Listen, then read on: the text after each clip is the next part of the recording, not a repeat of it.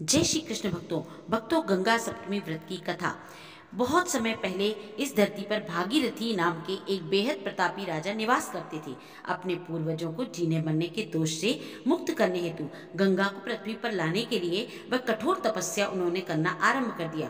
भागीरथी की भक्ति और कठोर तपस्या को देखकर माँ गंगा उनसे बेहद प्रसन्न हो गई और फलस्वरूप वह भागीरथ की बात मान ली गई।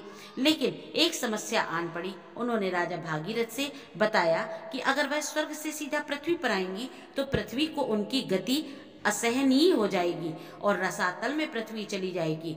माँ गंगा की यह बात सुनकर भागीरथी अचरज में पड़ गए और इस समस्या का समाधान ढूंढने लगी। माँ गंगा इस अभिमान में थी कि उनकी गति किसी के लिए भी सहनशील नहीं है, लेकिन भागीरथ शिव जी की आराधना में लीन हो गए। भागीरथ की भक्ति से प्रसन्न होकर भगवान शिव ने उन्हें वरदान मांगने को कहा। भागीरथ ने उन्हें अपनी समस्या बतलाई और इसका समाधान शिव जी ने दे दिया। जब माँ गंगा अभिमान में स्वर्ग से पृथ्वी पर आ रही थी तब उनका सामना शिव जी से हुआ, जिसके बाद उन्होंने गंगा नदी को अपनी जटाओं में कैद कर लिया था। कैद होकर माँ गंगा छटपटाने लगी और अपने किए की क्षमा मांगने लगी। माँ गंगा की छटपटाहट देखकर भगवान शिव ने उन्हें माफ कर दिया और उन्हें छोड़ दिया। शिव जी की जटाओं से छूटते ही वह 7 धाराओं में प्रवाहित हो गईं और ऐसे भागीरथ माँ गंगा को पृथ्वी पर लाने में सफल हुए।